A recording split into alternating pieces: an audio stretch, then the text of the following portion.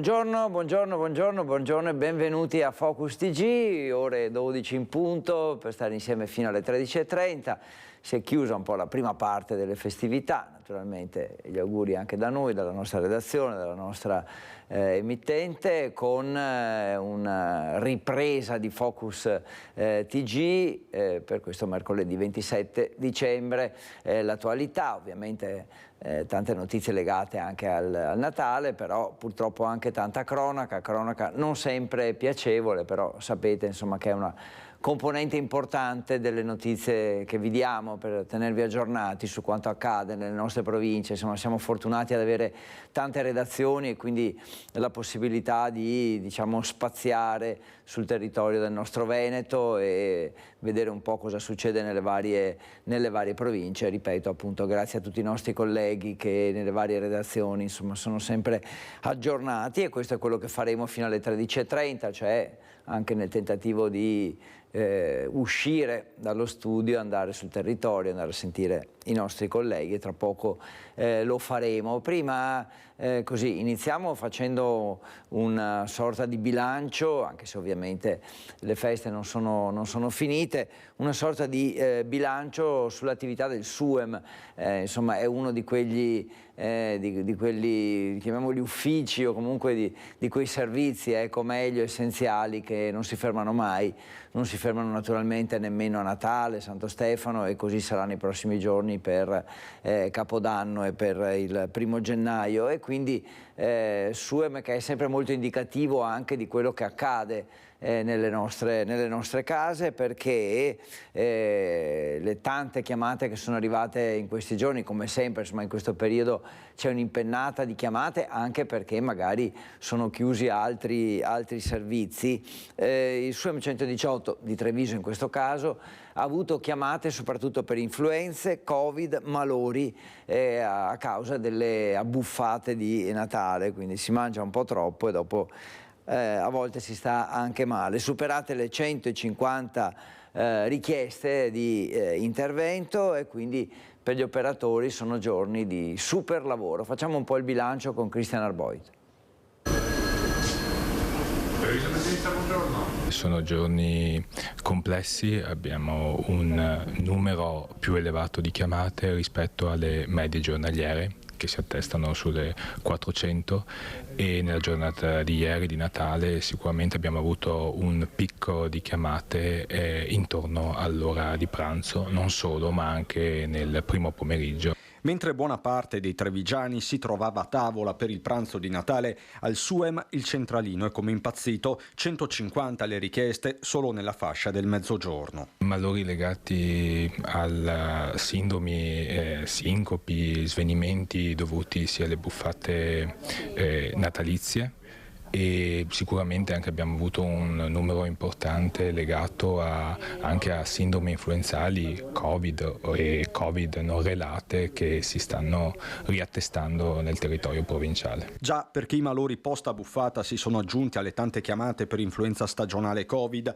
i casi sono numerosissimi, con il picco che si sta avvicinando, come peraltro annunciato dal direttore generale Francesco Benazzi. Noi siamo pronti e gli operatori rispondono all'utenza, indirizzandoli alla continuità assistenziale o dando consigli, e non sempre questo genera una missione di soccorso e quindi un invio dell'ambulanza e quindi un accesso in pronto soccorso. Un trevigiano su 10 passerà parte delle feste a letto, ma gli effetti in questo inverno 2023 sembrano diversi, fortunatamente, da quelli degli anni scorsi, soprattutto per il Covid. Sicuramente minori ospedalizzazioni, i sintomi sono nella maggior parte dei casi più lievi o moderati, e con dei semplici consigli, anche l'invio ai colleghi della guardia medica, della continuità assistenziale, si riesce a gestire in maniera ottimale la popolazione, l'utenza. A supportare la centrale operativa in questi giorni di super lavoro anche la rete dei volontari sul territorio, emergenza ma anche umanità, con il SUEM che non si tira mai indietro con chi è in difficoltà. E sicuramente in queste festività natalizie chi non ha famiglia si rivolge alle pubbliche assistenze, alle pubbliche organizzazioni, alle istituzioni, per sicuramente cercare una parola di conforto, e i nostri operatori in questo sono preparati e in grado di darla. Quindi oltre 150 chiamate solo, diciamo, nell'ora di pranzo, nell'orario di pranzo del giorno di Natale. Sono veramente un numero altissimo di richieste di intervento per il SUEM, però insomma avete sentito, c'è la tranquillità, la serenità di chi sa, diciamo, come affrontare queste situazioni, operatori molto preparati, e quindi insomma siamo certamente in buone mani a Treviso, ma non solo.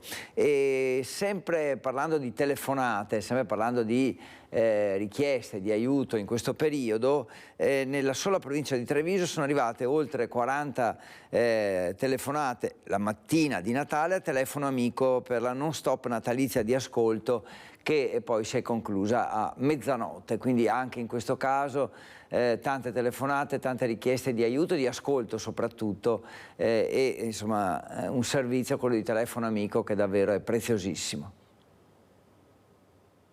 Compie 10 anni la maratona natalizia di Telefono Amico, un servizio attivo non stop in questi giorni di festa per dare un sostegno a chi è solo, per stare accanto a tutte le persone che hanno bisogno di un supporto emotivo in questo particolare momento dell'anno. La maggior parte delle persone festeggia con familiari e amici, ma chi è solo si sente ancora più solo, e sono davvero tante le chiamate che stanno arrivando allo 02 23 27 23 27. Gli interventi che noi raccogliamo in questi giorni, questa non stop natalizia che è partita il giorno 24 e finirà oggi a mezzanotte, ci ha portato centinaia e centinaia di interventi, centinaia di persone che hanno portato la loro solitudine. La solitudine è un po' la crociata di quest'anno. Uomini e donne, anziani e giovani, la solitudine non fa differenza. Esistono delle solitudini sane, esiste il momento di raccoglimento, esiste il momento di preghiera per chi è religioso, esiste il momento di riposo, ma esiste una solitudine che è dannosa, che fa male, la solitudine forzata, la solitudine delle persone che non hanno nessuno con cui andare a relazionarsi. E così ci si interroga su cosa spinge una persona a chiamare nel cuore della notte. Questa notte abbiamo ricevuto alcune telefonate di persone che effettivamente si chiedono perché sta andando così, perché mi trovo solo, perché mi trovo giovane o meno giovane che sia, perché riceviamo interventi durante questa non stop di persone di tutte quante le età. È una cosa che ci lascia molto, ci fa mettere le cose un po' in prospettiva. Noi sì, passiamo magari le giornate, questi festeggiamenti con i nostri familiari, con i nostri amici. Ci sono persone che invece non hanno la possibilità di farlo e si trovano a chiamare telefono amico, a cercare un minimo di conforto, a cercare di sfogare la propria solitudine, il proprio malessere.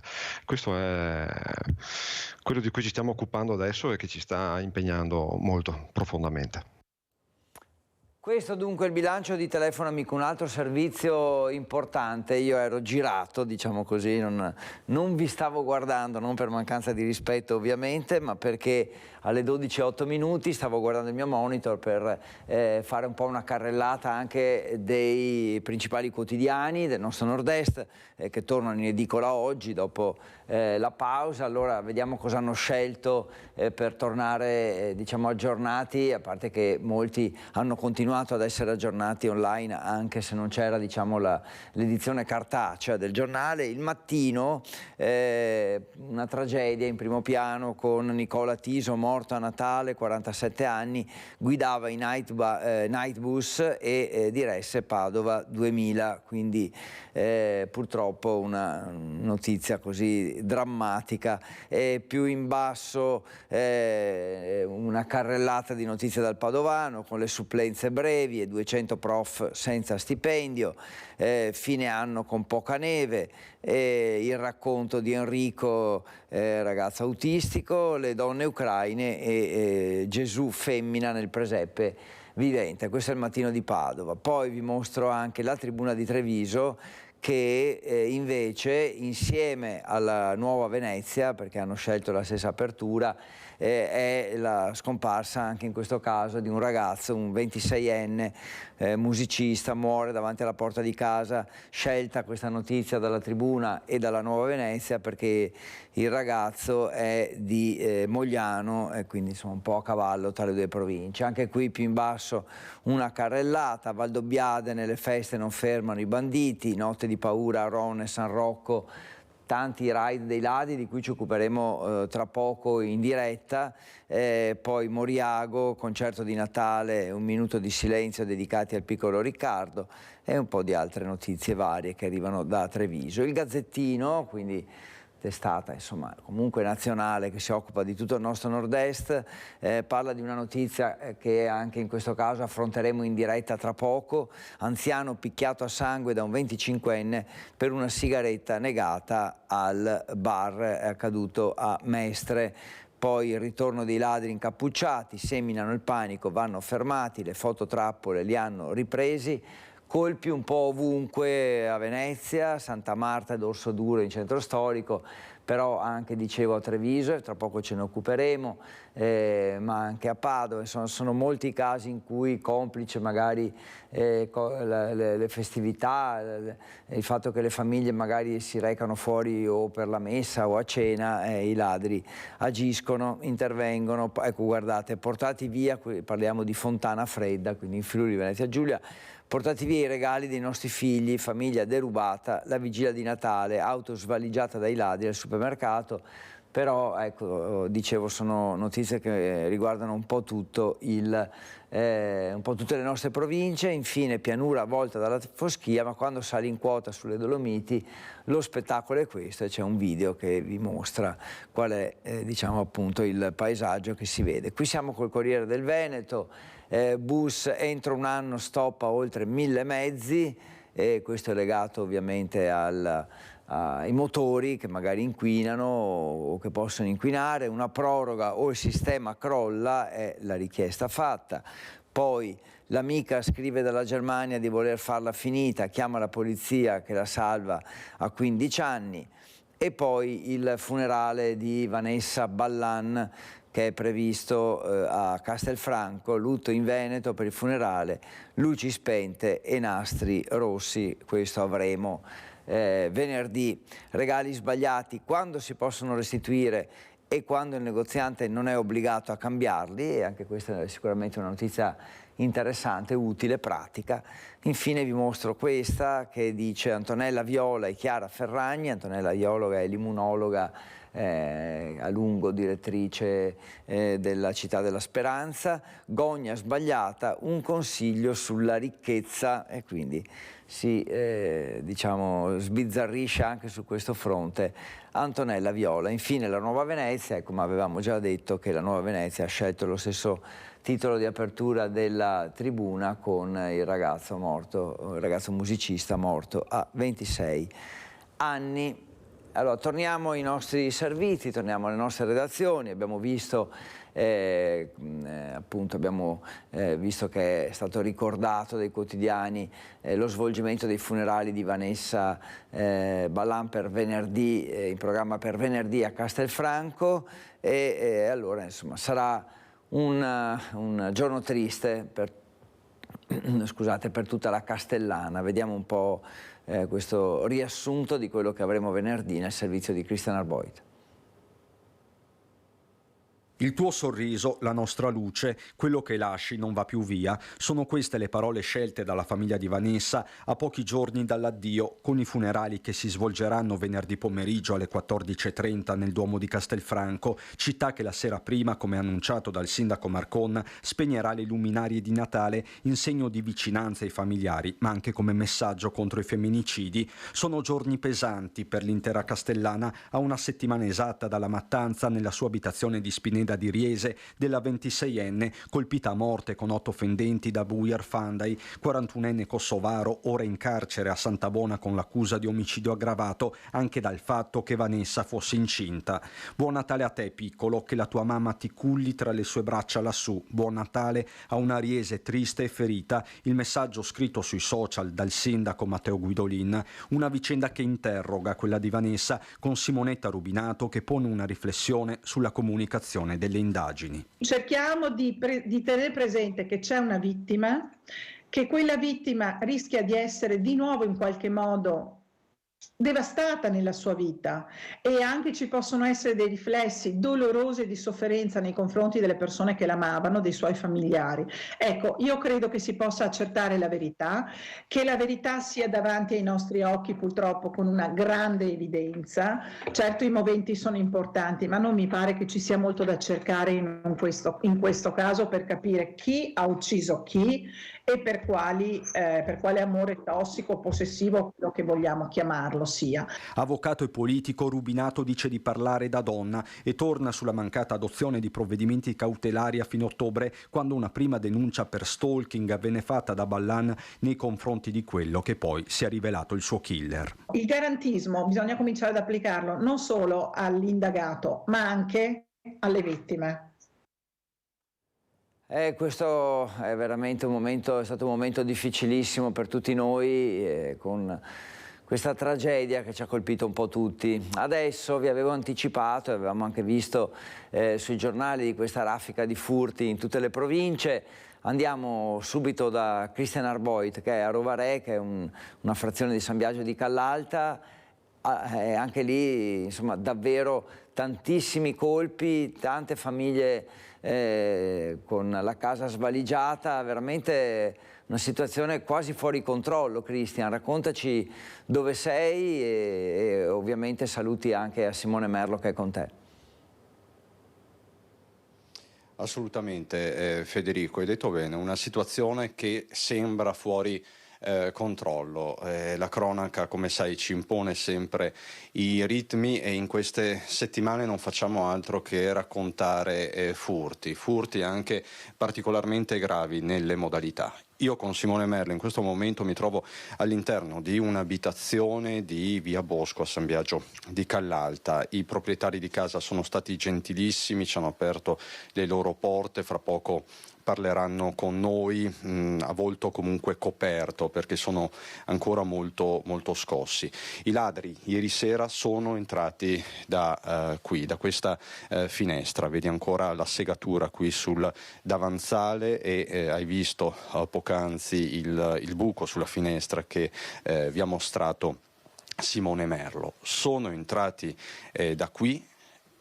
Questo è il ripostiglio della casa, siamo a piano terra, questa è un'abitazione che si trova in aperta campagna sostanzialmente.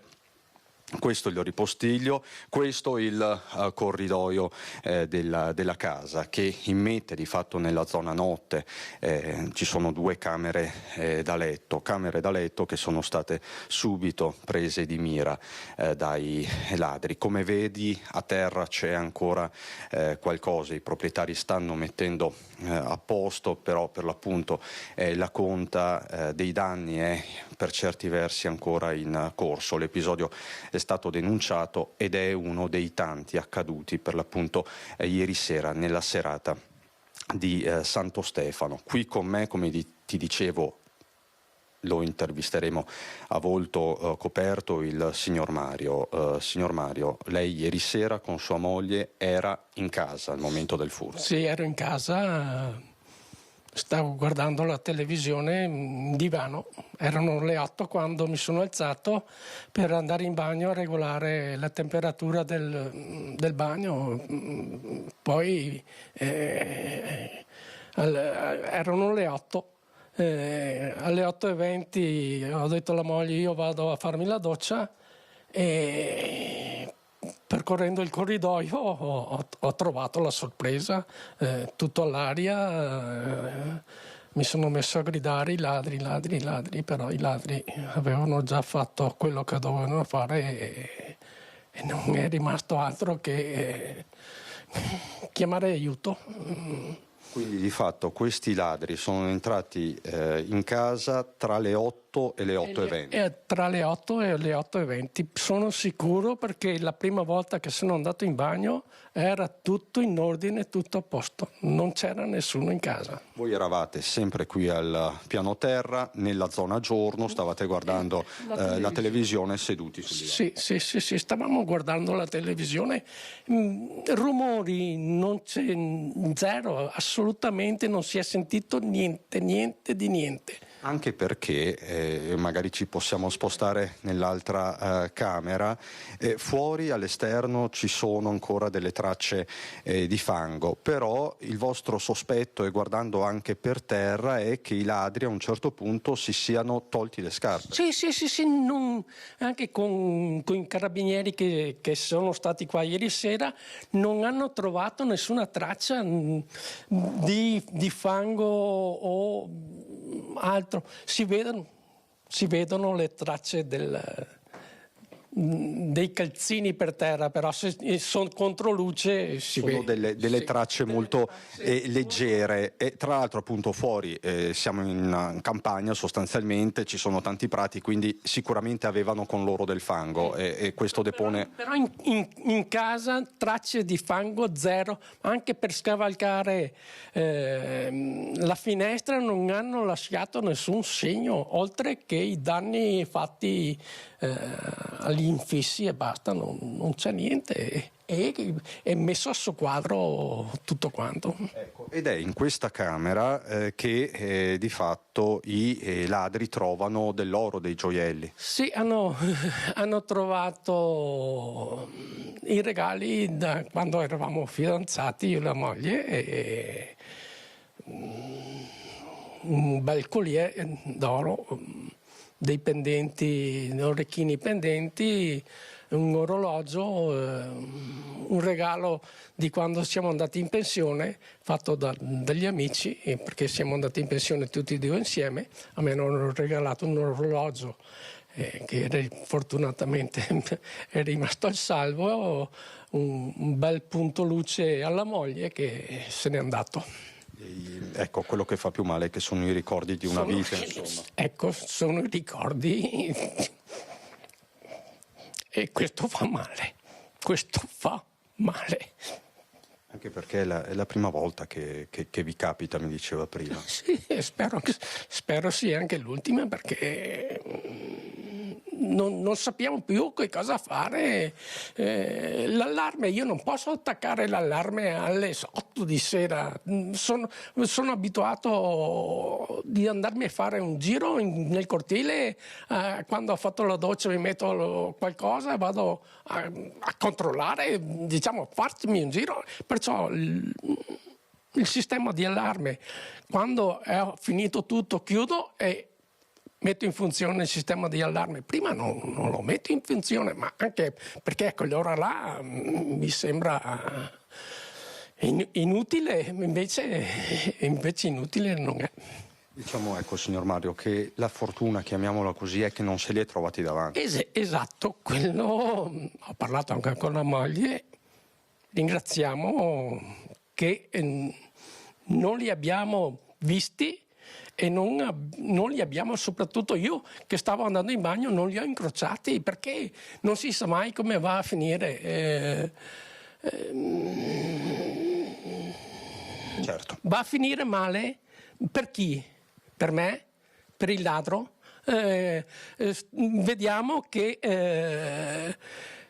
il ladro che si becca 2 colpi e rimane lì, il proprietario va in galera e non c'è niente da fare.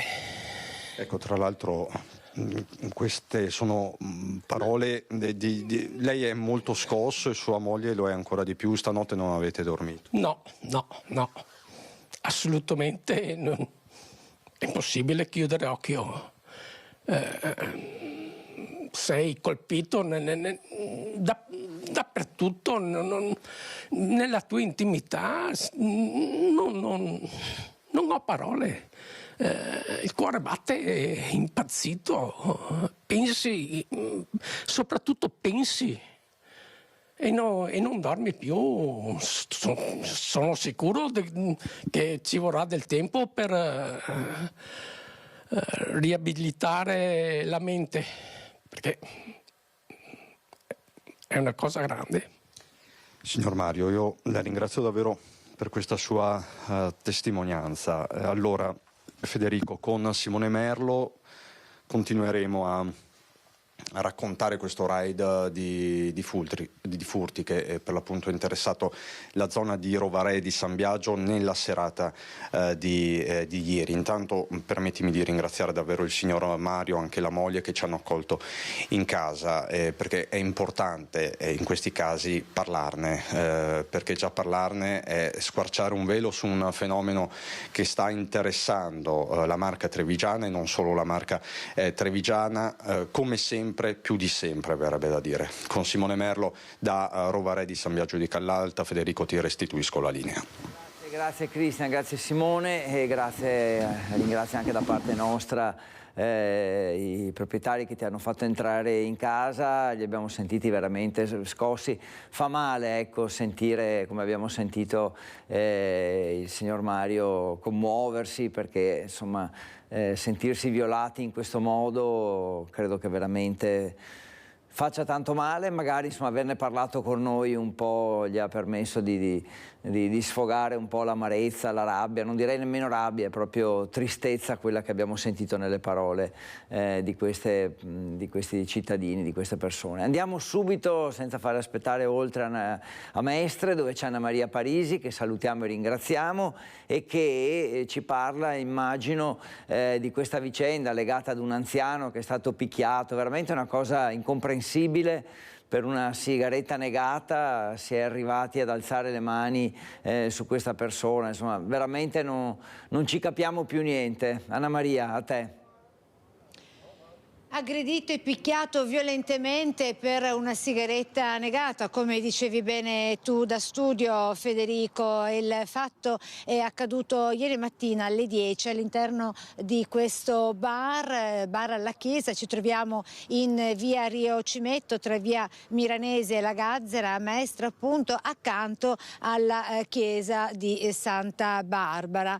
Un fatto inaudito, di una violenza inaccettabile, accaduto appunto perché questo 69enne che noi abbiamo intervistato poco fa, ma se n'è andato per questo collegamento, mi spiace, si chiama Giuseppe Pizzati, è un ex sergente maggiore incursore dei Lagunari a Lecce ed è tra l'altro, Federico, lo zio di Lorenzo Nardelli, il ragazzo picchiato e ucciso a botte quest'estate, il 9 agosto scorso, nell'ascensore di Rampa Cavalcavia a Mestre, per i quali i due cugini che si resero protagonisti di questo episodio, i cugini Rusu, si trovano ora in carcere a Venezia con l'accusa di omicidio volontario.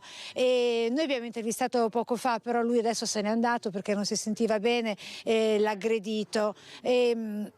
Ci raccontava di come il bar fosse molto popolato alle 10 del mattino, ci fosse molta gente, e di come lui, pur non conoscendo questo ragazzo, l'aggressore tra i 25 e i 30 anni, un italiano, gli avesse offerto poco prima da bere perché così gli aveva chiesto, e dopo alla sigaretta non negata, ma perché il pacchetto di sigarette non ce l'aveva con sé, il 69enne picchiato, si è visto mettere una mano al collo ed essere spintonato lungo tutto il bar, facendogli perdere poi l'equilibrio. È caduto a terra battendo violentemente la testa su uno dei tavoli, così ha riportato diverse ferite tra l'occhio e la tempia. Adesso qui c'è un po' di gente che frequenta il bar, non so, buongiorno a tutti. Buongiorno, siamo in diretta con Rete Veneta, perché abbiamo visto anche che avete sintonizzato il televisore all'interno del bar. Ecco, posso farvi una domanda? Che zona è questa? Perché parlando un po' con la gente si sente, ho sentito dire, ecco, che è una zona, diciamo, molto frequentata da tanti tipi di persone. Con l'inverno non viene molta gente perché è freddo, però è una zona tranquilla per noi, perché siamo noi, però ci sono molti marocchini, tunisini che non vanno bene. Cioè, quindi è una zona anche di, come dire, di transito, anche di forte spaccio anche? No, È una zona, che è sempre stata di quartiere. Per cui ci sono tutte le cose che ci sono negli altri quartieri, cioè non è una cosa... Cioè per me è normale, sta dicendo questo. Cioè, ragazzi, rendiamoci conto che l'Italia funziona così. Ho capito, quindi intanto grazie a tutti quanti voi per questa partecipazione attiva. Ecco, sì, sì, quindi come hai capito Federico, questa è un angolo, uno dei tanti angoli di Mestre frequentati da tante persone, dove sì, normalmente i fatti anche criminali sono quasi all'ordine del giorno. E da Mestre è tutto, la linea torna allo studio. Grazie Anna Maria, grazie anche per aver sentito le persone che frequentano questo bar, un po' sorpresi immagino tutti, ma fino a un certo punto per quello che è successo. Facciamo i nostri auguri all'anziano, poi neanche così tanto anziano tra l'altro, ma insomma alla persona che è stata picchiata, questa vittima incolpevole. Veramente sì, ormai c'è una situazione in cui basta un niente per scatenare a volte questa violenza. E allora grazie, dicevo, ad Anna Maria Parisi che si è collegata con noi, che ci ha raccontato di questo fatto di cronaca insieme al nostro Alberto Pivetta. E direi adesso di spostarci nel Bassanese per parlare della casa di riposo di Cartigliano e per andare a vedere cosa è successo, come hanno trascorso il Natale gli anziani ospiti di questa casa di riposo. Insomma, cerchiamo un po' di ritrovare un minimo di serenità. Allora andiamo a vedere il servizio di Vanessa Banzato.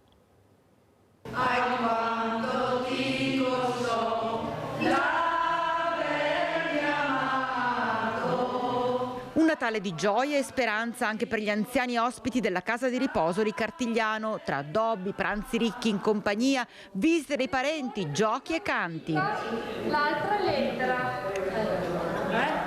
Ok? Che messaggio si sente di lanciare lei in questa giornata di Natale? Messaggio: state buoni e vogliatevi bene tutti quanti. C'è bisogno di bene. Sì, tanto, perché per un niente tutti si fanno la guerra, si uccidono, fanno per una cosa da niente. Bisognerebbe un po' cambiare. Cambiare, come dicevo prima, volersi bene e riconoscerci tutti quanti da bravi compagni di viaggio. E adesso nella casa di riposo vi trovate tutti insieme, quindi festeggiate tutti insieme anche con le vostre famiglie? Sì, c'è un incontro con tutti quanti. Sì, questo senz'altro. Cos'è il Natale per lei?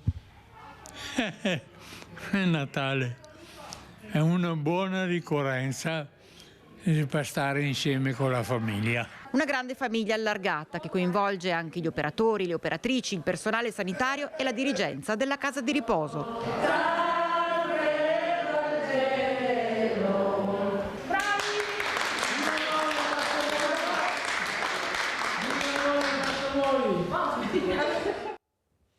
Beh, insomma, riporta serenità vedere questi anziani che comunque sono felici di rimanere con le loro famiglie, e anche parole giuste riguardo al fatto che davvero basta un nulla per scatenare ormai guerre e contrasti, ma insomma lì l'atmosfera mi pare che a Cartigliano sia buona. E adesso ci spostiamo a Treviso per raccontarvi quello che ha fatto il Comune ieri con un Santo Stefano che ha guardato anche i dati dell'inquinamento. C'è il pane vin in programma, quindi nonostante il meteo in tanti non hanno rinunciato alla tradizionale passeggiata in centro. È sempre bella Treviso, è ben tenuta, è ben curata, mi sembra molto bene, almeno noi che veniamo da fuori, cioè, anche se siamo di qua, però sì, la troviamo sempre in forma, direi. Senza traffico è meglio dappertutto. Il meteo non ha aiutato, ma sono stati comunque tanti, trevigiani e non, che si sono concessi una passeggiata in centro, complice anche il Santo Stefano ecologico promosso da Casugana con il centro off limits alle auto. Sta procedendo bene, abbiamo deciso di collocare la giornata ecologica, vorrei ricordare è obbligatoria per legge il giorno di Santo Stefano perché è già una festività e quindi non andiamo a danneggiare quelle che sono le attività commerciali e contemporaneamente lasciamo le persone libere di passeggiare in centro e godersi la città il giorno dopo Natale. I prossimi appuntamenti saranno il 1° di gennaio e poi il giorno di Pasquetta, lunedì Pasquetta. Abbiamo deciso anche in questo caso di collocarlo in giorni festivi in modo tale da non disturbare quello che è il normale svolgimento delle attività produttive della città. Certo, le misure non finiscono qui, presto potrebbe scattare il livello arancione, forse subito dopo le feste, prima ancora si dovrà decidere come comportarsi con i tradizionali panevin, ma le ordinanze ormai vengono adottate sulla base dei dati dell'aria praticamente a ridosso. Resta una città tirata a lucido con dei primi bilanci positivi, come nel caso del mercatino di Piazza Indipendenza, parola di Marina ed Elena. Una Treviso popolata, una Treviso viva, bella gente, veramente molto bene. Bene, sono curiosi, vogliono spendere, contenti, tranquilli, tutto bene. Soddisfazione anche al portello Sile per la mostra sui presepi. Il Santo Stefano e tutti questi giorni di festività sono proprio perfetti per far vedere la mostra qui del portello Sile organizzata dalla sezione ANA di Treviso. Continuate a venire perché la mostra è bellissima e anche varia, non solo ci sono presepi tradizionali, anche presepi di un certo livello. Insomma, le feste sono ancora lunghe, Santo Stefano soltanto una tappa. È l'occasione giusta per fare 2 passi a Treviso, che è sempre una bella città, oggi sembra anche la giornata ecologica, quindi molto comodo andare e molto bello. Condividesi? Sì, condivido appieno, dà proprio l'occasione per godere appieno della nostra bella città. E quindi passeggiata a Treviso, noi invece adesso passeggiamo a Bassano perché rimaniamo comunque legati al tema dell'inquinamento in un certo senso, anche se parliamo di un inquinamento diverso, di antenne, tutto da dimostrare sempre per carità, però insomma la preoccupazione nei cittadini c'è. Andiamo a Bassano dove, dicevo, Alex Giuliano ha raccolto le proteste dei residenti. Piovono antenne in città e l'amministrazione comunale prova a ripararsi dalla pioggia di critiche sotto l'ombrello del silenzio, proprio come è successo in occasione dell'incontro con la cittadinanza in sala Chilesotti e peggio ancora non partecipando nemmeno alla serata informativa in sala da Ponte.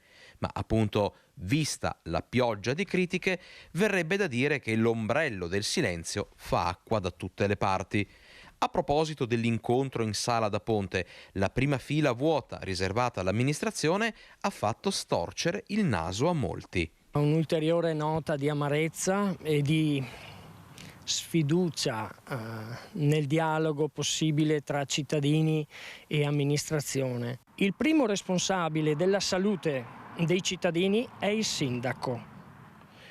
Ed è totalmente latitante su questo settore, addirittura fa ostruzione a volte. Eppure in quella serata di risposte e di spiegazioni ne sono state date, ad esempio dall'architetto Laura Masiero, che ha spiegato come l'organo con il compito di sancire le disposizioni in materia di sicurezza per quello che riguarda le radiazioni elettromagnetiche è emanazione delle compagnie telefoniche.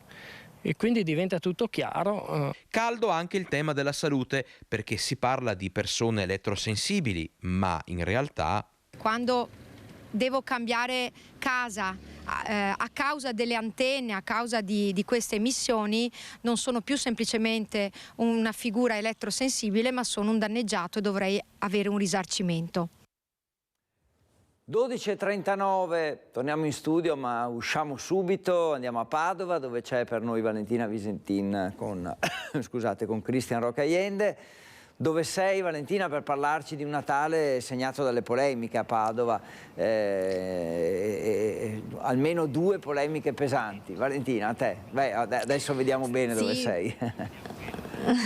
Siamo proprio davanti alla Basilica del Santo, dove durante la messa della mezzanotte, una tra le messe più partecipate dai padovani, durante la messa di Natale c'è stato un blitz degli attivisti di ultima generazione, tra l'altro 2 attivisti davvero molto giovani che sono entrati in chiesa e verso la fine della funzione hanno srotolato uno striscione. Qual era il loro messaggio? Lo ricostruisce nel servizio Francesco Ratai. Sentite.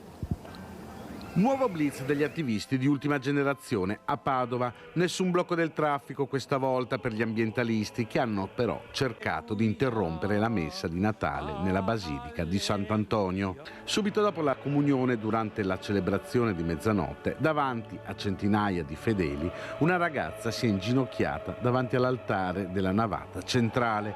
Voleva prendere la parola ma non c'è riuscita. Gli uscieri del santo hanno spostato la ragazza e fermato un secondo manifestante che esponeva un cartello con scritto "Gesù nasce, il pianeta muore".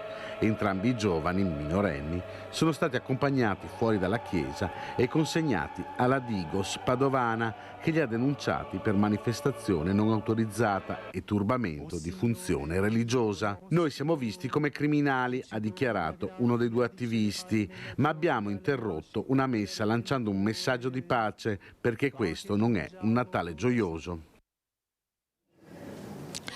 Una polemica invece dai toni più accesi, quella che ha caratterizzato l'antivigilia di Natale a Padova, perché nella chiesa, in un'altra chiesa, la chiesa di Santa Lucia, molto centrale, è comparso un cartello che invitava i fedeli a evitare di fare l'elemosina ai mendicanti all'interno e nei dintorni della chiesa. Un cartello che ha creato non poco dibattito non solo tra i cittadini ma anche tra i religiosi, in un Natale caratterizzato qui a Padova davvero dalla presenza di tantissimi turisti. Come vedete anche alle mie spalle è un continuo di rivieni, la città è veramente affollata di turisti, ma questa è purtroppo una delle polemiche, la seconda polemica che ha caratterizzato il Natale padovano. Io vi lascio con il servizio e restituisco la linea allo studio.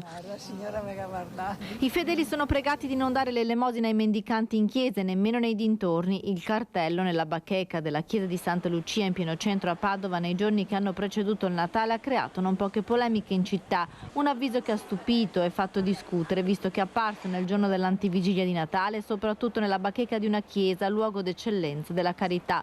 Nella zona gravitano alcuni mendicanti che sostano nei gradini della chiesa, che è sempre aperta per accogliere i fedeli anche fuori dagli orari delle celebrazioni. Stupito e scandalizzato di questo messaggio si è detto Don Albino Bizzotto, che ha fondato l'associazione Beati Costruttori di Pace. Sul fatto è intervenuto anche Don Giovanni Brusegan, teologo e rettore della Cappella Universitaria di San Massimo a Padova. Mi pare corretto da parte mia intanto precisare che bisognerebbe chiedere direttamente, conoscere meglio il caso, il contesto. Ciò non toglie però che dobbiamo fare delle valutazioni molto importanti, molto serie, perché per noi amare il prossimo, aiutare chi ha bisogno, vedere Gesù nell'altro fa parte costitutiva, alternativa e profetica del messaggio cristiano. Quindi prima che possiamo disdire questi precetti, questo comandamento nuovo di Gesù, dovremo avere delle motivazioni molto importanti. Il confine è tra il diritto e il dovere di amare, che non ci viene mai tolto, e quello della paura, dell'insicurezza, della garanzia di essere, per così dire, rispettati. Nel contesto specifico io credo che i dintorni non siano nelle mani della giustizia di un'eventuale parrocchia, chiesa, ma vadano vigilati da chi di dovere. Bisogna che stiamo attenti nel nostro paese di non cadere nella dabbenaggine, ma nello stesso tempo di non perdere l'educazione al rispetto, alla dignità di ciascuna persona, indipendentemente dal colore, dalla religione e dallo stato che sta vivendo. Grazie dunque a Valentina Visentin, grazie a Cristian Roccaiende che ci hanno parlato di queste due polemiche padovane. Bello quando si passa da un collegamento all'altro. 12:44, siamo insieme dalle 12 fino alle 13:30, quindi siamo più o meno a metà. Da Padova, dalla Basilica del Santo, andiamo sul Monte Grappa, o quasi, diciamo, credo che con Lucio Donato siamo ai piedi del Monte Grappa, e Lucio ci racconta adesso di un progetto che un po' permetterebbe di vivere, di riscoprire il Grappa sotto un altro punto di vista, probabilmente anche in maniera più intensa e, perché no, anche pulita, più quasi libera dall'inquinamento. Ma ho parlato anche troppo, usciamo subito dallo studio. Lucio, a te, grazie al tuo ospite, raccontaci tutto. Buongiorno Federico, buongiorno ai telespettatori di Rete Veneta. Mi trovo a Pieve del Grappa e sono con l'ex sindaco Nico Cunial, ma soprattutto siamo in una zona importantissima, perché da qui dovrebbe partire, diciamo così, la funivia per il Monte Grappa. Questo è il progetto, un progetto che ormai ha 12 anni, vero Nico Cunial? Sì, sì. Un progetto che però è, diciamo, potremmo definirla quasi la pedemontana, però in aria. Fine mese si inaugura definitivamente il progetto della pedemontana, se ne parlava dagli anni 80 di questa infrastruttura. Qui c'è un altro di cui si parla da circa 13 anni, ma è altrettanto innovativo. Perché? Perché qui si punta a collegare Cima Grappa, quindi il Monumento Ossario, ma in genere proprio tutta l'area, non con una nuova strada ma con una funivia. Perché, Nicolo Cunial? Beh, la funivia diventa l'accesso principale al Grappa proprio per una questione anche ecologica, non solo di tempo. C'è un progetto che giace lì da tempo e ci consente di arrivare in un quarto d'ora al massimo in Cima a Grappa, e non con le macchine. Le auto fanno delle emissioni in atmosfera abbastanza pesanti. Pensate, ogni macchina, ogni automobile emette circa 7 kg di CO2, quindi siamo in perfetta linea con i requisiti di quello che indica il MAB UNESCO. Ecco, allora intanto raccontiamo perché siamo qui, non siamo in centro a Pieve del Grappa, siamo un po' spostati, diciamo, verso la cima del Grappa, quella alle nostre spalle, quella punta lì dove ci sono i parapendii che i nostri telespettatori vedono. Che cos'è? Quello è il Col Formiga, dove dovrebbe esserci appunto un ingresso in galleria. Anche la galleria diventa un tema della funivia, quindi con un impatto ridotto, e dietro quel colle c'è poi la Malgardosetta, proprietà comunale, dove ci sarebbe la prima stazione. Ecco, perché noi siamo nella zona dove partirebbe sostanzialmente, alle nostre spalle, dove partirebbe la stazione principale, cioè si arriva fin qua in macchina e da qui si parte e poi si comincia a salire. Certo, questo luogo è l'ex vivaio detto Onè, dove una volta si piantavano gli alberi per rimboschire dopo la prima guerra mondiale. Questa zona è particolarmente facile da proporre l'intervento, perché è una zona piana, c'è già una strada, e per quanto riguarda i parcheggi noi li faremo dentro, proprio in mezzo alle piante, in mezzo ai boschi, con un progetto preliminare da parte della Soprintendenza dei Monumenti approvato. Ecco, perché poi da qui si fa un primo salto appunto alla Malgardosetta, e il secondo salto invece porta dove? Il secondo salto si arriva sotto il parcheggio del Rifugio Bassano.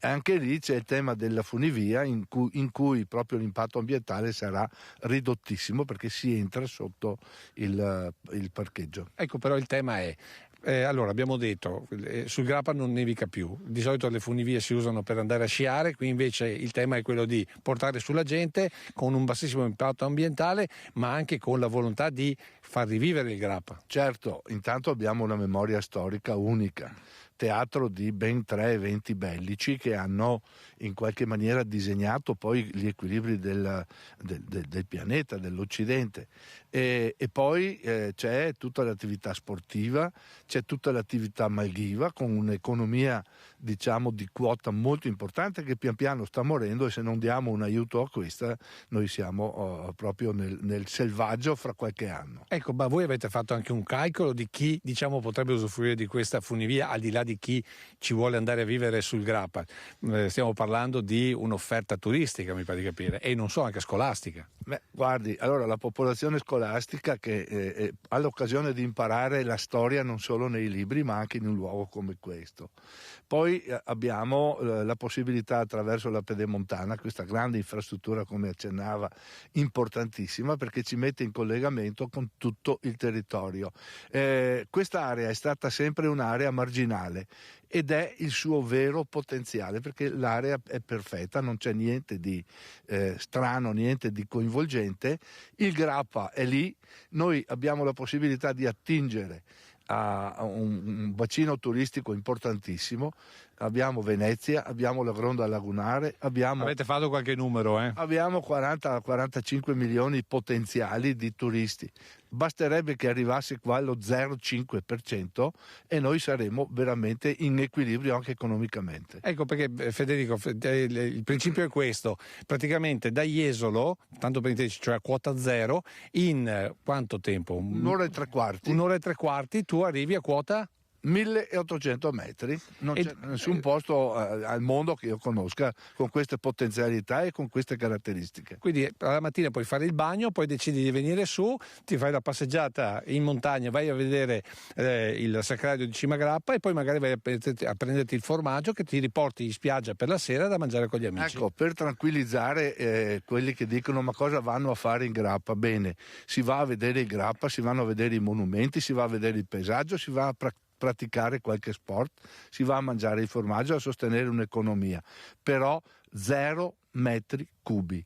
La grande CO2. 0 metri cubi anche di costruzione, perché la vera giocata, il vero potenziale sta a valle. Se noi saremo bravi, come sicuramente saremo, potremo intrattenere a valle un turismo diverso da quello che va mordi e fuggi, e lo portiamo al Museo del Canova, lo portiamo ad Asolo, lo portiamo a Bassano, lo portiamo a Villa Maser, e quindi l'intrattenimento anche di una sola giornata qua a valle sarà veramente un potenziale economico sconosciuto ad oggi. Insomma, un'infrastruttura che diventerà un'altra infrastruttura stile Pedemontana. L'ultima cosa che manca è i soldi e chi li mette. Beh, allora c'è qualcuno che sta pensando e sta vedendo la possibilità di avere un protagonismo su una struttura importante. Privati.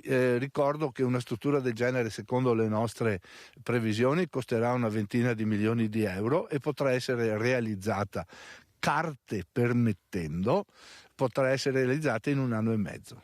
Ecco, in tutto questo il MAB UNESCO e il sindaco cosa dice?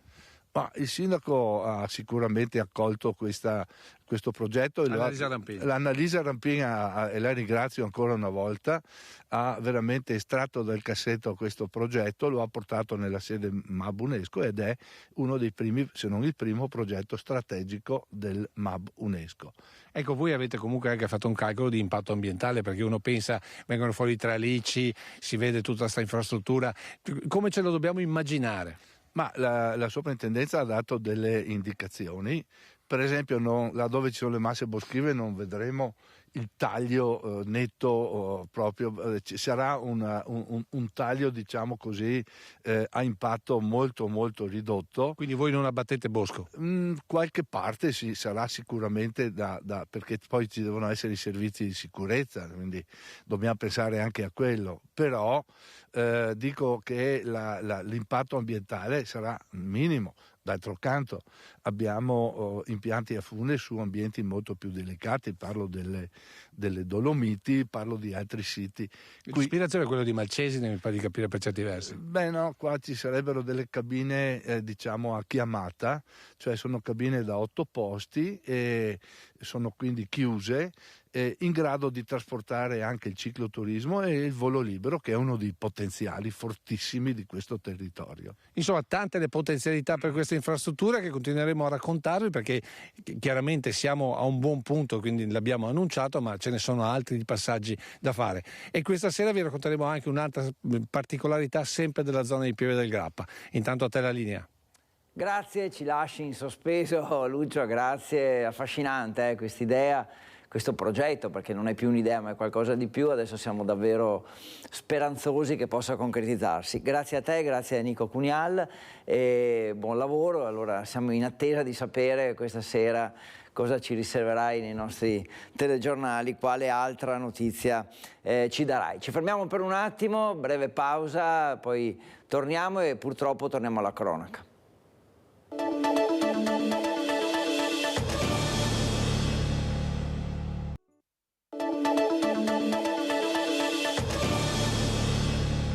Alle 12:57, bentornati a Focus TG, siamo insieme da mezzogiorno e staremo insieme fino alle 13:30. Voi intanto continuate i vostri preparativi per il pranzo, ascoltateci e poi insomma televisore acceso e un'occhiata ai nostri servizi, ai nostri collegamenti per tenervi compagnia. Purtroppo cose positive, aspetti legati magari a Natale, però anche un po' la cronaca che ci costringe a darvi non sempre notizie belle. Prima di tornare proprio alla cronaca che avevo anticipato prima della pubblicità, ed è cronaca legata ai furti che purtroppo stanno avvenendo a raffica in questi giorni, visto che Lucio Zanato in collegamento con noi dal Grappa ha citato anche la Pedemontana, la provincia di Vicenza è collegata ed è strettamente connessa a quest'opera, e allora con Daniele Garbin dalla nostra redazione di Vicenza andiamo a fare un po' il punto della situazione proprio sugli prossimi appuntamenti con la Pedemontana Veneta. Dopodomani alle 11:30 a San Tomio di Malo resta confermata l'apertura ufficiale dell'ultimo tratto della Pedemontana Veneta, ma i sindaci dell'Ovest vicentino restano perplessi e preoccupati per il mancato raccordo diretto con l'autostrada A4. Il nuovo casello in capo alla società Autostrada Brescia-Padova sarà completato solo a marzo 2024, con un anno di ritardo. Si prospetta una nuova congestione del traffico, in particolare di quello pesante, per i primi mesi del nuovo anno. Per questo i primi cittadini interessati avevano chiesto un incontro al prefetto e la convocazione del COV. Il Comitato Operativo sulla Viabilità, dopo la notizia che la Pedemontana vuole essere aperta anche senza il collegamento diretto con la A4. Questo perché siamo molto preoccupati di questa situazione e quindi chiediamo al Comitato di esprimersi su possibili soluzioni e su possibili viabilità, se esistono. Preoccupazioni legittime sorte dopo l'esperienza patita durante la chiusura del cavalcavia delle Alte per il cantiere dell'alta velocità. A fianco della Pedemontana esistono delle complanari che convogliano il traffico di migliaia di veicoli da tutta la Valle del Chiampo e dell'Agno nell'imbuto della rotatoria della viabilità ordinaria, che tornerà molto probabilmente ad essere congestionata con l'apporto anche del traffico della Pedemontana. Bene l'apertura della superstrada Pedemontana Veneta, che è completata. Ci preoccupa però il fatto che non c'è il collegamento diretto tra la superstrada Pedemontana Veneto e l'autostrada A4. Questo comporta sicuramente un aumento del traffico dell'attuale bretella e dell'uscita dell'attuale casello della A4, che è già molto intasato e quindi comporterà un ulteriore intasamento. Perché già in passato abbiamo visto con la chiusura di via Soastene e con la chiusura di via Battaglia che la rotatoria del casello della A4 è collegato con la SPV. Ogni volta che viene caricata di traffico in più va in crisi tutto l'Ovest vicentino. Questa è la situazione allora nel Vicentino per quanto riguarda la Pedemontana Veneta. Dicevo, torniamo alla cronaca con Christian Arboit. Siamo entrati nell'abitazione di una coppia di Rovarè, di San Biagio di Callalta, che è stata svaligiata, abitazione svaligiata dai ladri. Abbiamo sentito tutta la commozione, il malessere di questa coppia per quello che è accaduto. Sono entrati i ladri finché erano in casa i proprietari ed è una situazione che si sta veramente espandendo in tutto il nostro territorio. Infatti adesso andiamo a sentire cos'è accaduto a Valdobbiadene con uomini incappucciati che si sono visti spesso negli ultimi giorni aggirarsi per la città. Mi auguro che quanto prima questi tre malviventi possano essere intercettati e arrestati, perché stanno creando panico nella nostra comunità. È stata una serata di Natale concitata a Valdobbiadene, dove dei delinquenti sono entrati in azione creando inquietudine e allarme. A catturarli al momento solo alcune fototrappole con delle immagini subito condivise e diventate virali. Gira sui social una ripresa da una fototrappola di un video di 3 persone col cappuccio e di spalle. Il primo episodio è stato segnalato a San Pietro di Barbozza, con i ladri entrati in un'abitazione mentre i proprietari si erano assentati per circa 40 minuti. Qui hanno arraffato gioielli e contanti, poi la scorribanda è continuata con diversi tentativi tra le borgate di Ron e Santa Lucia, e questo fino all'1-2 di notte. Valdobbiadene ritorna così all'inizio del mese con i protagonisti che potrebbero essere gli stessi. Erano circa 3 settimane che non si facevano vivi, probabilmente avevano cambiato zona e sono ritornati in questi giorni di festa, quindi a tutti dico di tornare ad alzare la guardia e prestare attenzione. Sempre nella notte tra Natale e Santo Stefano, i carabinieri sono intervenuti a Ponte di Piave, dove un residente ha segnalato un uomo intento a compiere un furto in un'abitazione. Tempestivo l'intervento dei militari, che dopo un breve inseguimento hanno arrestato un 23enne kosovaro. I carabinieri fanno il massimo, dicono i primi cittadini, ma a questo punto servono rinforzi.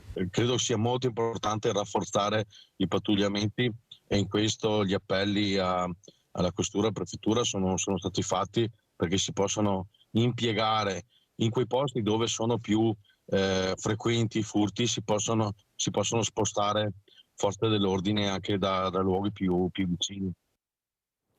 E sempre sul tema, insomma, della criminalità e del nostro territorio, c'è anche questo servizio di Marta Marangon, che racconta di un inseguimento lungo il Terraglio, una macchina che fugge all'Alte dei Carabinieri, poi quest'auto finisce contro un albero, esce di strada e prende fuoco. Il conducente era evaso dagli arresti domiciliari, credo proprio per questioni legate a furti, e quindi insomma controlli dei carabinieri che comunque si sono intensificati in questi giorni di festa, anche se veramente è difficile riuscire a intervenire sempre ovunque.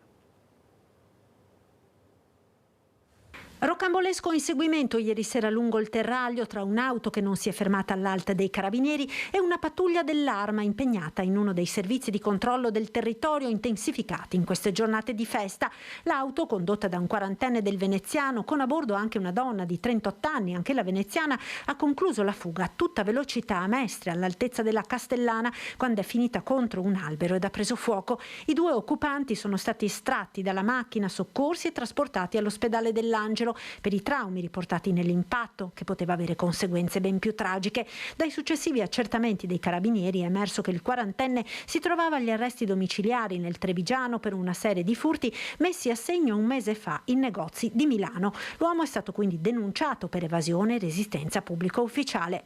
È questo uno dei numerosi interventi che hanno visto impegnati i militari dell'Arma nel lungo ponte natalizio. 5 le patenti ritirate ad altrettanti automobilisti che si sono messi alla guida ubriachi e sono stati fermati a Treviso, Preganziol, Riese, Casale e Silea, risultando con tassi alcolemici nel sangue ben al di sopra della soglia massima consentita.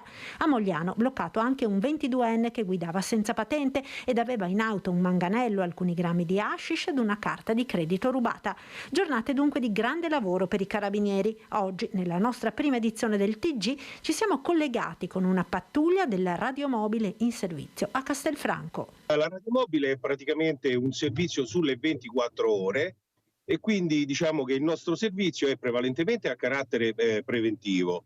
Noi però, tramite la nostra centrale operativa che opera sulle 24 ore, siamo diciamo così pronti a rispondere a qualsiasi chiamata e quindi in particolar modo a quelle di emergenza, che nel 99% dei casi, per quanto riguarda l'urgenza che svolge la radiomobile, si svolge praticamente su strada. Noi riusciamo a garantire per ogni turno di servizio un minimo di 1 a 2 autovetture, sempre dislocate sul territorio e suddivise per settori.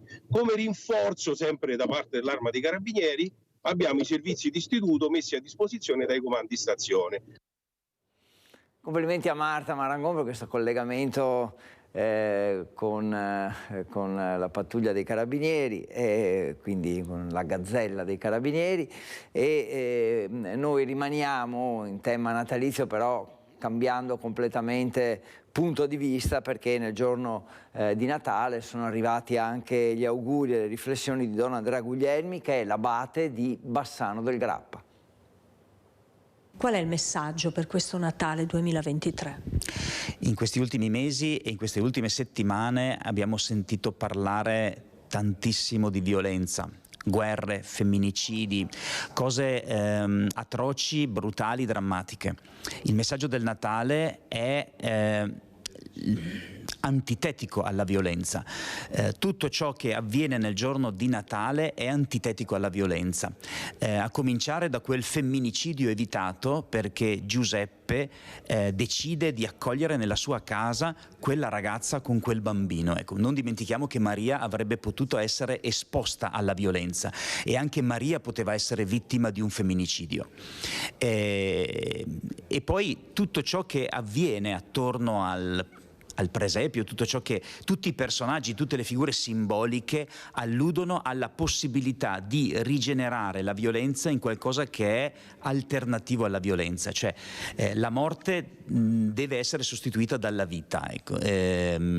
L'odio può essere spento attraverso processi di amore, di dedizione, di cura, di tenerezza. Ecco.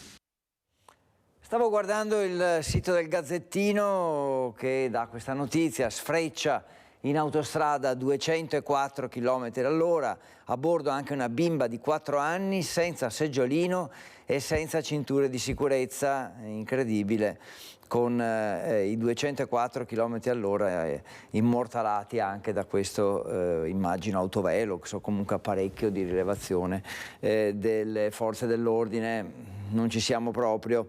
Cambiamo argomento, buone notizie invece per Bus Italia, parliamo del servizio di trasporto pubblico che ha la sua sede a Padova. Arrivano finanziamenti cospicui dallo Stato per questo servizio di trasporto pubblico.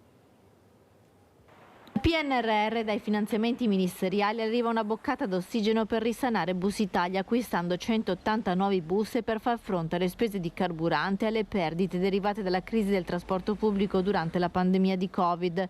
Il Comune di Padova e la provincia hanno presentato le linee guida dell'accordo per risanare Bus Italia, che ha un buco di circa 18 milioni di euro. Questo accordo si basa fondamentalmente sul fatto che siamo stati premiati come città e come provincia, sono stati assegnati quasi 70 milioni di euro per contributi di nuovi bus che per l'urbano saranno fondamentalmente elettrici, quindi andiamo verso una flotta quasi esclusivamente elettrica.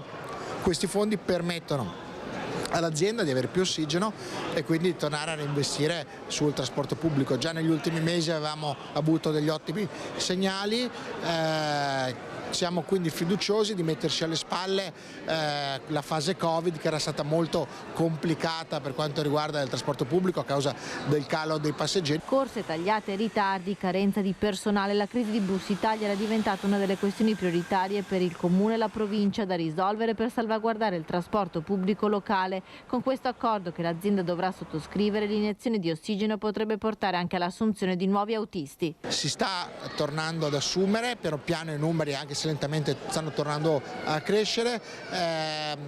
Ci sono buone prospettive per il prossimo anno e crediamo che avendo essere un passo praticamente dell'accordo permetta anche a Bus Italia di avere più tranquillità e quindi tornare a investire anche su questo aspetto. Quindi anche qui ci attendiamo nei prossimi mesi di novità positive.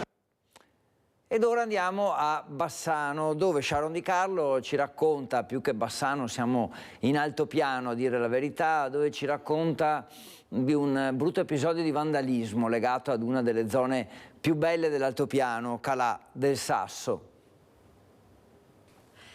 Anni e anni di lavoro, creazioni lignee, quelle dell'artista William Rossi, distrutte dai vandali in pochi istanti. Un'amara scoperta, quella dello scultore che ha ritrovato le sue opere completamente divelte, posizionate lungo lo storico percorso che dalla frazione del Sasso di Asiago porta in pianura. Sagome lignee raffiguranti animali del bosco, scolpite con la motosega, una mostra a cielo aperto per tutti gli escursionisti, quella di William Rossi, che ogni anno omaggiava con una nuova scultura. Ma in questi giorni qualcosa è andato storto. L'artista, arrivato sul posto per posizionare le nuove sculture, si è trovato davanti a uno scenario desolante, le sue opere divelte, distrutte e gettate nel bosco. L'arte però non ha voluto fermarsi dinanzi all'inciviltà. William Rossi infatti ha mantenuto la tradizione installando le 2 nuove opere per questo 2024, una volpe e un colibrì, un nuovo inizio. 13 e 12 minuti, ancora una ventina di minuti da trascorrere insieme. Apriamo una pagina gastronomica con qualche informazione, con qualche ricetta, con una specie di bilancio che possiamo fare già, possiamo dire, a metà delle vacanze natalizie. Intanto l'eterna sfida tra panettone e pandoro, chi l'avrà vinta, almeno fino ad ora, ce lo raccontano i nostri colleghi di Bassano. Altro che McEnroe Borg, altro che Maradona Pelé, altro che Bartali Coppi. La vera sfida che ogni anno si rinnova a Natale è quella tra pandoro e panettone. Chi vincerà quest'anno? Scopriamolo insieme.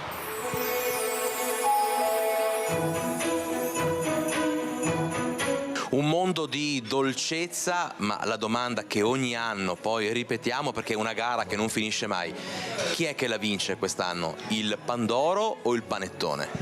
Allora, per noi veramente quest'anno è stato il pandoro.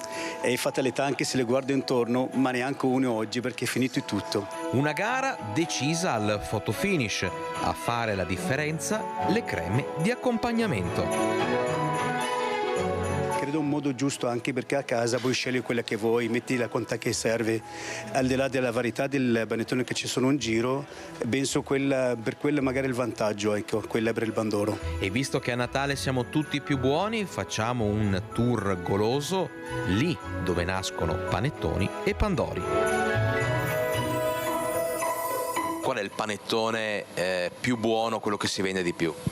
Ma è classico per me, ognuno ha i suoi gusti, ma il classico è quello che si vende di più. Ma ci tolga una curiosità, il vero panettone, con canditi o senza? Con canditi sì.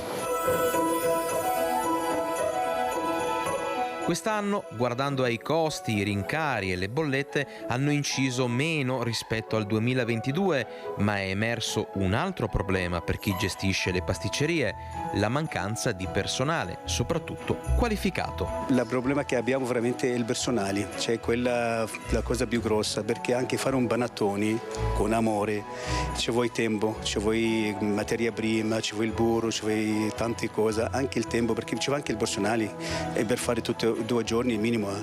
Le dico la verità, il problema ma non tanto la materia prima, ma più che altro le lavorazioni che facciamo, perché ci vuoi complesso per farlo, insomma, ecco. A questo punto non possiamo che augurare un dolce Natale a tutti. Sì, ecco, buon Natale a tutti, vi aspettiamo.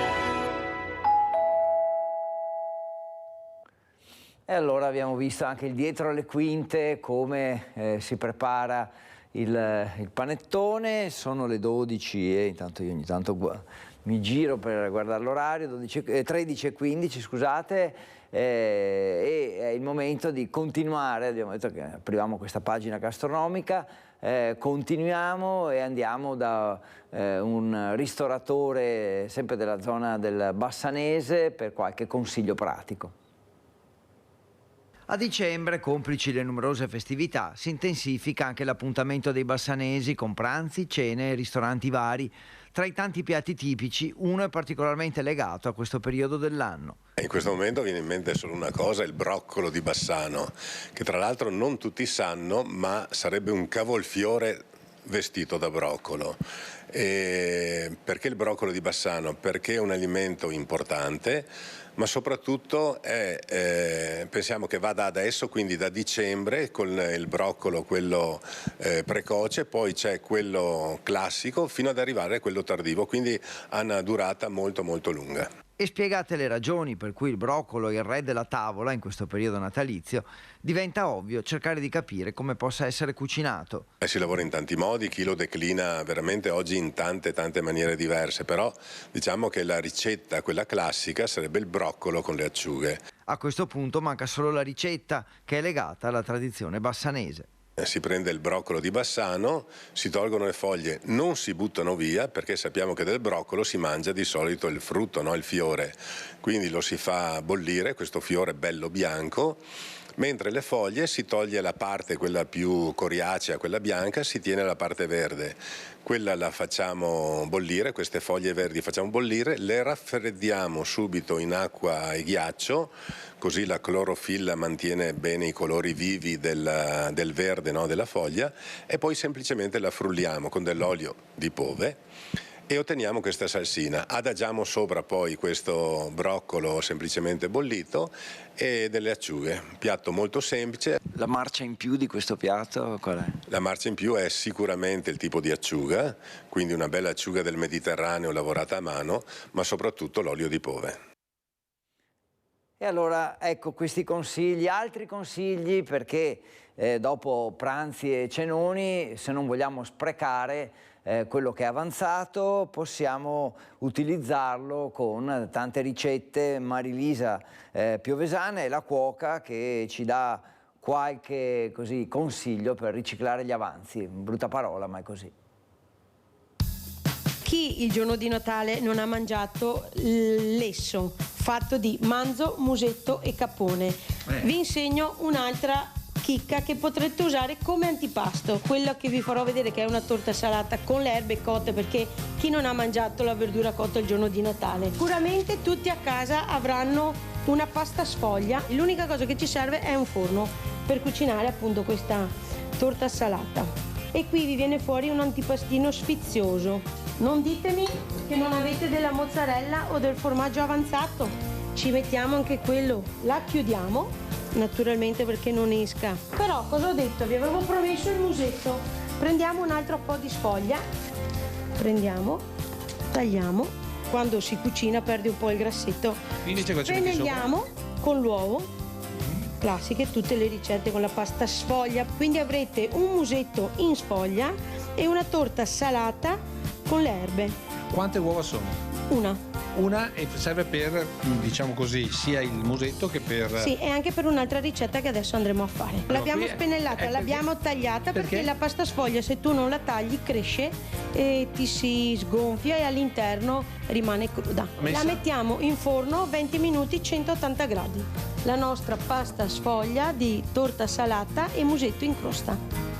Però ci hai detto che le uova possono servire per qualcos'altro. Adesso... Perché, mi ripeto, chi non ha preparato il purè il giorno di Natale con la carne lessa? Perché non fare delle polpette di purè? 500 grammi di purè, un tuorlo d'uovo, 60 grammi di formaggio, 60 grammi, e mettiamo il burro a fondere un attimo in forno a microonde. Proprio quanto burro? 50 grammi. Prendiamo il nostro burro sciolto, lo mettiamo all'interno delle patate del purè avanzato con appunto il tuorlo d'uovo e il formaggio grattugiato. Adesso mescoliamo il tutto. Qui non dovete riscaldare il purè, proprio il purè da freddo, Prendiamo 2 cucchiai, il suo giusto gergo è cannelle, però non ci piacciono, facciamo delle palline con i cucchiai. Come avevo detto che le uova riservano, perché ci mettiamo, le spennelliamo e vanno in forno anche queste a 200 gradi. Poi qui sopra ci si può mettere o ancora del formaggio grana o del pan grattato se volete renderle un po' più croccanti, ma noi adesso, passandole al forno, come si vede, queste non sono le crocchette di patate che vanno fritte, sono delle purè avanzato appunto con l'uovo, burro e formaggio, vanno al forno e non serve friggerle. Bene, bene, molto interessante ancora su questo tema, sulla conservazione dei cibi però, con i consigli che arrivano da proprio addetti ai lavori. Tra i regali più gettonati a Natale ci sono senza dubbio i prodotti della gastronomia, dolce o salato, l'imbarazzo della scelta, un pandoro, dei biscotti insaccati o sottoli, tante le idee regalo, spesso acquistate online. Ecco allora alcune avvertenze proposte dagli esperti dell'Istituto Zooprofilattico di Legnaro. Dobbiamo innanzitutto ricordarci che i cibi secchi e confezionati non sono mai un rischio per la sicurezza alimentare. Penso ai biscotti, alla pasta, al pandoro, al panettone. Questi possiamo acquistarli e regalarli senza nessun problema.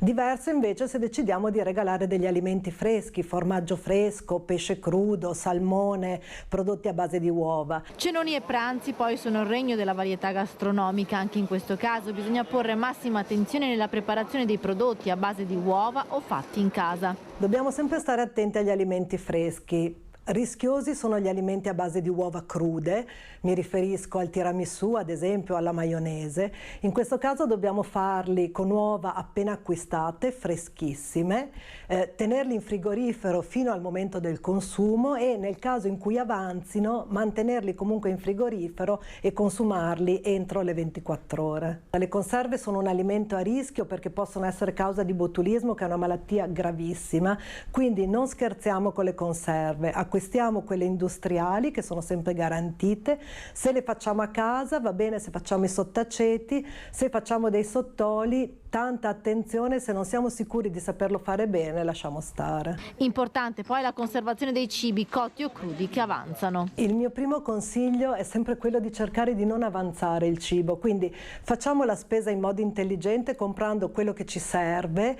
e cerchiamo di non avere avanzi. Nel caso in cui li avessimo, se sono alimenti poco a rischio, quindi alimenti ad esempio formaggi stagionati o prodotti cotti, possiamo conservarli in frigorifero. Se sono prodotti più a rischio, come ad esempio il tiramisù o la maionese fatta in casa, io consiglierei di non conservare questi avanzi. Dispiace, ma in alcune situazioni forse vale la pena buttarli. Ultima pagina dedicata al vino, ultima pagina di questo ampio excursus che abbiamo fatto nel mondo della gastronomia. Con il vino, Christian Maitan è il miglior sommelier d'Italia, nato a Ponte di Piave. La sua è una vita fatta di studio e di passione. The winner is Christian Maitan. Una vita di studio e passione. Christian Maitan è figlio d'arte, cresce respirando la cultura dell'accoglienza nell'attività di famiglia, amore e cura per il territorio e i suoi prodotti. Lui si definisce un uomo di sala. È il miglior sommelier del Veneto nel 2018. 5 anni dopo guadagna il titolo di miglior sommelier d'Italia. Passo dopo passo ho incontrato quelli che sono state delle figure per me fondamentali a livello formativo, proprio a livello di sommelierie. Ho fatto il mio percorso ICE di 3 livelli, quindi mi sono diplomato sommelier nel 2017 e nel 2018 sono diventato un miglior sommelier del Veneto. Poi un'altra piccola soddisfazione, sono stato miglior sommelier del Cornigliano Valdobbiadene. Il titolo arriva dopo anni faticosi, formazione continua. Christian Maitan ha avuto la meglio su 9 professionisti provenienti da tutta Italia. Tra le qualità richieste e valutate da ICE, tra i candidati le competenze in viticoltura, enologia, degustazione, analisi organolettica e decantazione dei vini, oltre a prove di comunicazione.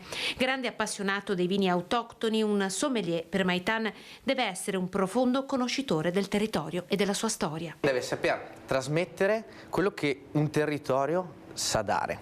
Quindi non parliamo solo dell'uva, del vitigno, ma bensì del terroir, dei fattori climatici, di cosa differenzia una zona rispetto all'altra, l'esposizione, il territorio e le tradizioni, perché poi ogni zona vitivinicola porta con sé delle tradizioni e una storia importante che è fondamentale comunicare.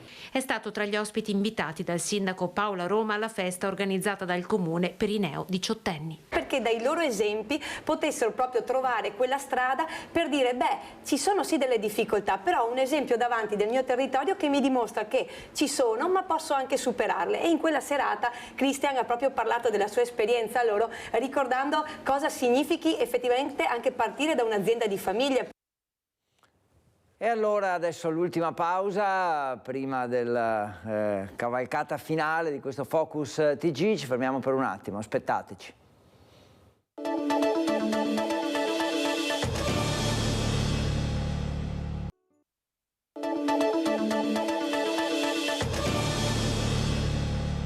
Alle 13:28 ci avviamo verso la fine di Focus TG, ma insomma, parliamo già di Capodanno allora, anche se arriverà tra qualche giorno, perché sta andando verso il tutto esaurito il gran concerto che si terrà a Treviso al Teatro Dal Monaco, e il ricavato dei biglietti sarà devoluto all'Associazione contro la leucemia.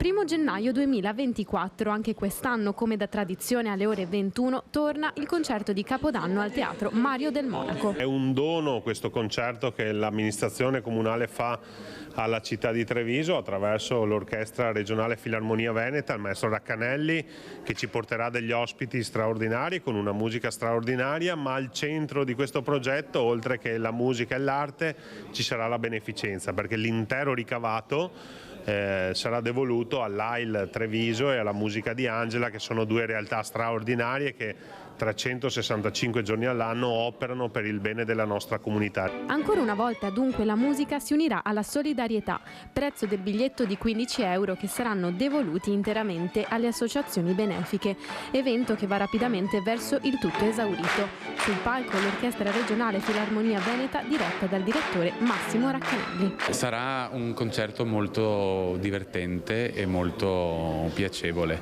Il valzer è sempre una grande attrattiva per tutti dal punto di vista della danza in sé, ma anche, come citavo prima, per l'importanza che ha avuto a livello sociale.